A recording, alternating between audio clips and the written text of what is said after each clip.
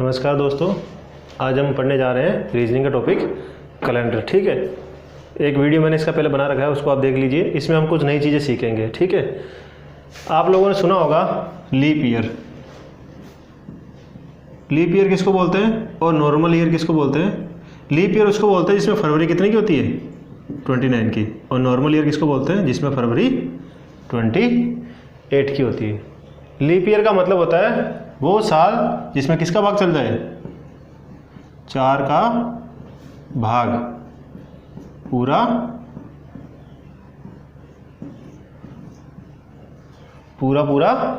चला जाए। जैसे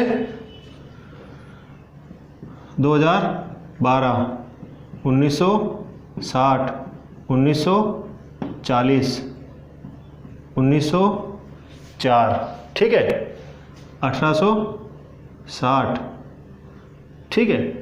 इस तरीके के जो भी ईयर होंगे जिसमें किसका भाग चला जाए? 4 का, कैसे ईयर कहलाएंगे? Leap year. और उसमें फरवरी कितने का होगा?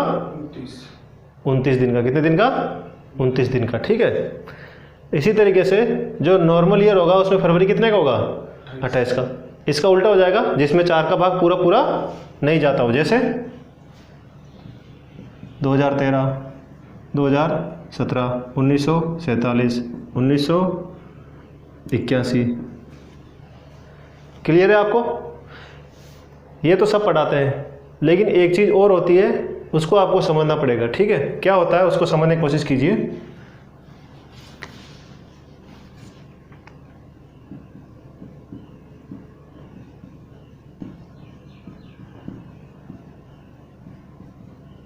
कितने साल बाद? प्रत्येक 100 वर्ष के बाद क्या होता है समझने की कोशिश कीजिए। जैसे मान लो कभी कैलेंडर स्टार्ट हुआ होगा या नहीं हुआ होगा? कभी कैलेंडर स्टार्ट हुआ होगा तो पहला साल स्टार्ट हुआ होगा, दूसरा हुआ होगा, तीसरा, चौथा। ये साल कैसा होगा? लीप ईयर होगा कि नहीं होगा? क्योंकि इसमें किसका भाग जाएगा? 4 का। फिर 5वां साल चालू होगा, 6, 7, 8। ये भी क्या होगा? Leap year. ऐसे करते करते आपको पता है कभी 100 आएगा, कभी 101 आएगा। इस तरीके से कभी कितना आएगा? 300 आएगा, कभी 400 आएगा। इस तरीके से ये सिस्टम अभी कितना चल रहा है? 2020। इस तरीके से चला होगा कैलेंडर। आपको एक चीज़ समझनी पड़ेगी कि प्रत्येक 100 साल बाद, कितने साल बाद? देखो, इस 100 में किसका भाग जाता है?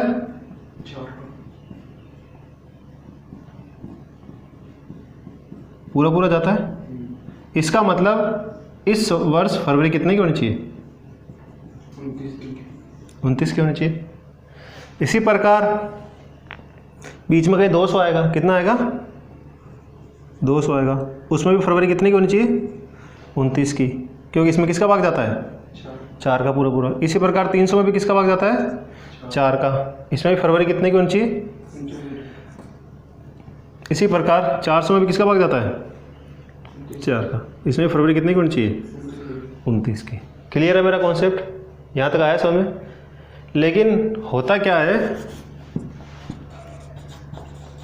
इसके बाद कितना आएगा? 500, इसके बाद 600, इसके बाद 700, इसके बाद 800। ऐसे करते करते अभी क्या चल रहा है? 2020। इसमें भी आपका फरवरी की चीज़ कितना होना चाहिए? 29। इसमें भी 29, इसमें भी 29, क्योंकि किसका भाग जा रहा है? 4 का। इसमें भी 4 का भाग जा रहा है। इसमें कितने की होनी चाहिए? 29 की। क्लियर है? लेकिन ऐसा होता नहीं है, ऐसा होता नहीं है। क्या दिक्कत होती है इसमें, क्या प्रॉब्लम आती है, मैं बता देता हूँ आपको। ये जो फरवरी है वो कितने का नहीं होगा? 29 का नहीं होगा। ये भी नहीं होगा, ये भी नहीं होगा, ये भी नहीं होगा। ये वाला जो फरवरी है 400 का, ये कितने का होगा? 29 का। बाकी ये सारे फरवरी कितने के होंगे? 28 के। जबकि इनमें किसका भाग जा रहा है? 4 का। तो आपको इस तरीके से देखना है, जब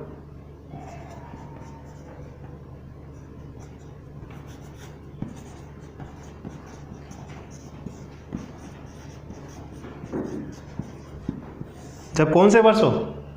शताब्दी वर्ष हो। शताब्दी वर्ष का मतलब जिसके पीछे कितने जीरो हो? 2। जैसे मान लो ये 100 था, इसमें कितने जीरो है पीछे? 2। ये 200 था, इसमें कितने जीरो पीछे? 2। जैसे ये 300 है, जैसे ये 400 है। जब शताब्दी वर्ष हो तो हम 400 का भाग लगाएंगे।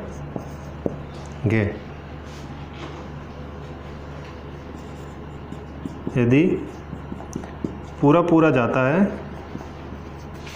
तो लीप वर्ष होगा, नहीं तो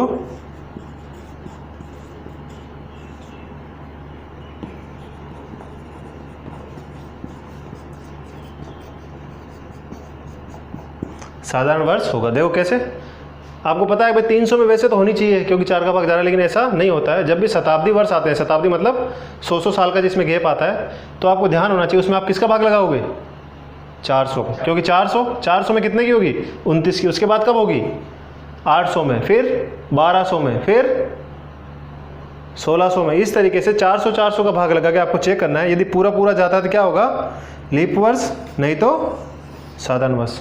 ये बात आपको समझ में आ गई। इसका एप्लीकेशन कहाँ होगा बता देता हूँ मैं। तो अब आप देख लो, शताब्दी वर्ष, सेंचुरी ईयर, कौन से नॉर्मल ईयर होंगे, कौन से लीप ईयर होंगे। किसकी बात होती थी, सेंचुरी ईयर, शताब्दी ईयर की। मैं आपको बोलता हूँ इसमें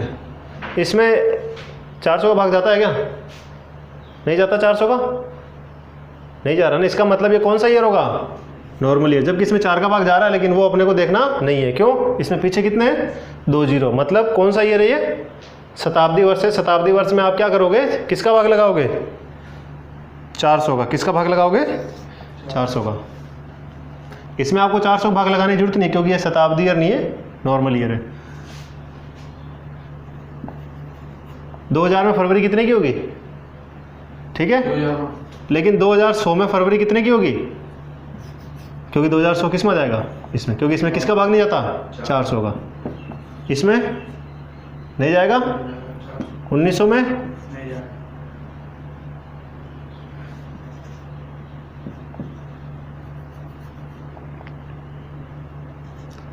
2400 में जाएगा ना, ठीक है। 3600 साल में जाएगा। तो ये सारे कौन से हैं, लीप ईयर है। कौन से वाले, शताब्दी ईयर वाले। शताब्दी ईयर लीप वर्ष होगा या नहीं होगा, वो किससे पता चलेगा, किसका भाग लगाना है, 400 का। यहाँ 4 का नहीं लगाना है, 4 का उनमें लगाना है। इसमें किसका भाग लगाना है, 400 का। क्लियर है, नोट डाउन करो इसको। देखिए पिछली क्लास में मैंने बताया था कोई भी तारीख पे आपको बाहर निकालना हो। इसमें देखो कैसे करना है आपको।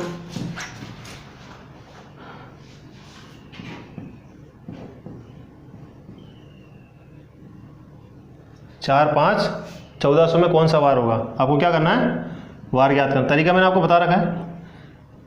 1400 वाला कैलेंडर तो चल रहा है, इसका मतलब कितने साल पूरे हो चुके हैं, 1399। महीने कितने पूरे होंगे, 4, क्योंकि मई तो 4 कौन कौन से होंगे, जनवरी कितने की होगी इसमें, 1400 में, फरवरी 1400 में इसमें होगी 28। हाँ, यहाँ गलती नहीं करते, ऐसा मत सोना 4 का भाग जा रहा तो हो गया सही, ठीक है।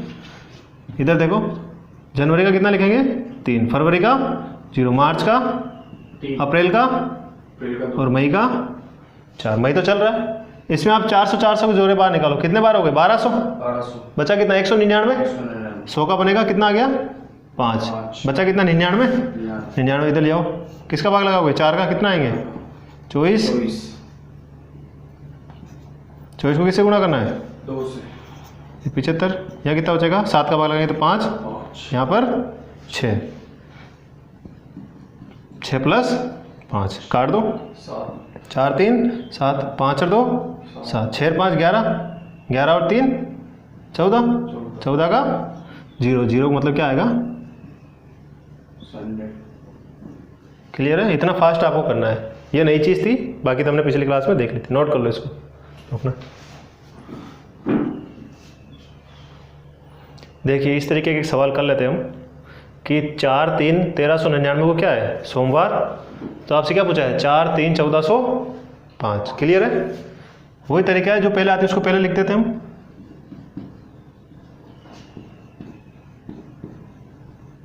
लेकिन अब आप देख रहे हो इसमें साल और महीना और इसमें साल और महीना क्या है, सेम है। तो इसमें हमको कम मेहनत करनी पड़ेगी। कैसे कम मेहनत करनी पड़ेगी, देखो आप एक काम करो, 1399 में से आप जाओगे 1400 में, इसमें जाओगे 1400 1400 में, फिर 1400 से 1401, 1402, 1403, 1404, फिर 1405 पे आके आपको रुकना है। अब आप मुझे बताओ, आपको एक ही चीज़ का ध्यान रखना है कि इसमें जो फरवरी है वो कौन से साल की काउंट हो रही है, जो फरवरी है वो कौन से साल की काउंट हो रही है। आप मुझे बताओ 1399 में से आप जब 1400 में आओगे तो फरवरी किसकी काम आएगी, 1399 की या 1400 की? 1400 की काम आएगी ना। तो 1400 में जो फरवरी होगी वो कितने की होगी, 28 की, क्योंकि वो कौन सा है, शताब्दी साधारण वर्ष है। कौन सा है, शताब्दी साधारण वर्ष है। तो आप 1399 में से किस में आ गए, 1400, कितना लिखोगे, 1 प्लस 1400 में 1401 में आओगे तो भी 1, क्योंकि 1401 में फरवरी कितने की होती है, 28 की। 1401 से 1402 में आओ 1, 1402 से 1403 में आओ 1। अब जब 1403 से आप 1404 में जाओगे तो फरवरी किसकी काम आएगी, 1404 की, वो कितने की होगी, 2 दिन। फिर 1404 से 1405 में आओगे तो फरवरी किसकी काम आएगी, 1405 की, कितना आ गया, 1। क्लियर है, इसको सोल्व कर लो, आंसर आ जाएगा। सारा कट गया, 4 और 3 7, इसका मतलब कितना बचा, इसका मतलब 100। इसमें और इसमें कोई अंतर नहीं है, सीधा का सीधा। इसको क्या था, सोमवार, कितने दिन आगे जाना है, कुछ नहीं जाना है, इसको भी क्या आ जाएगा, सोमवार। क्लियर है। जब आपको महीना और तारीख सेम हो तो आपको क्या करना है, जब साल से साल क्रॉस करोगे तो आपको ये देखना है कि फरवरी कौन से साल की काम आ रही है। क्लियर है, कोई डाउट नहीं है। एक सवाल और देख लो इस तरीके का।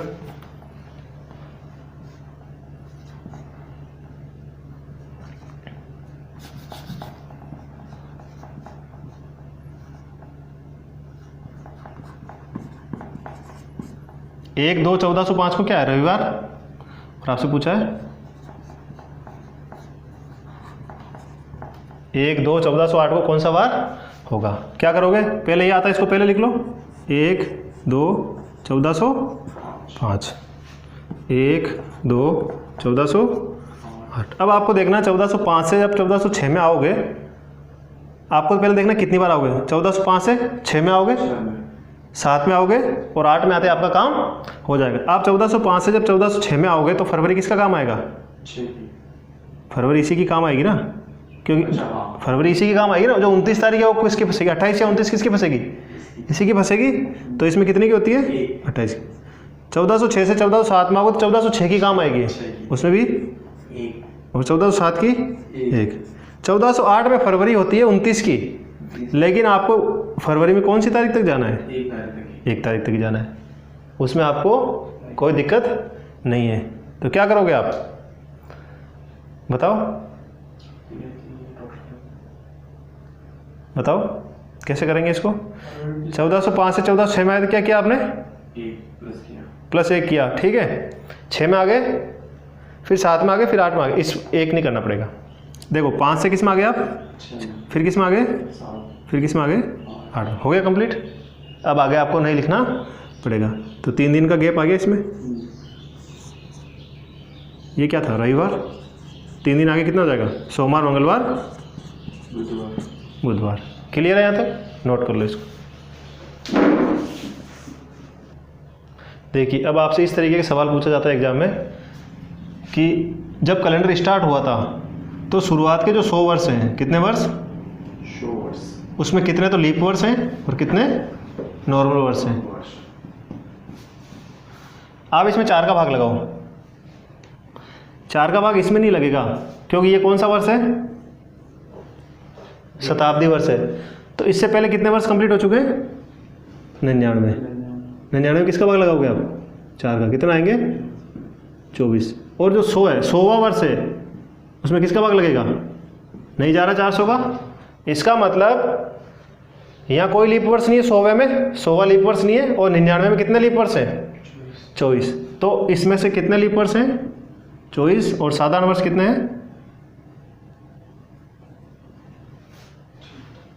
क्लियर है यहाँ तक, यहाँ तक समझ में आया। ये का ये कॉन्सेप्ट कितने साल में होगा, 200 वर्ष में। कितने में, 200 वर्ष में। आपको क्या करना है देख लो, शुरुआत के 100 में निकालना है, फिर नेक्स्ट 200 में निकालना। इसमें कितने होते हैं 24 और 76 साधारण वर्ष होते हैं। उसी तरीके से इसमें भी ऐसे होगा 24 और 76। क्लियर है। यदि आपसे 400 वर्ष पूछ ले कितना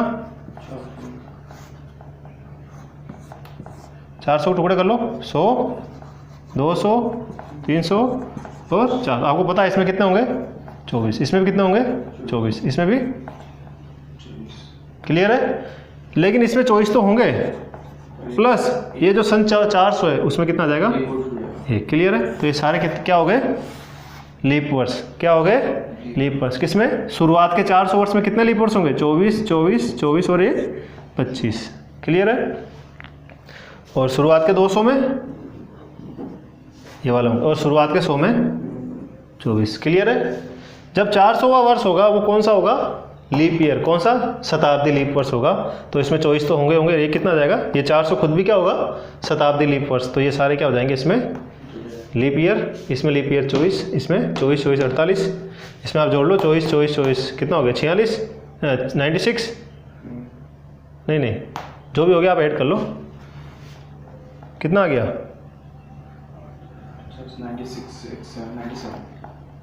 90 कैसे होंगे लीप ईयर। किस में 400 ईयर में से। क्लियर है। नोट डाउन कर लो इसको।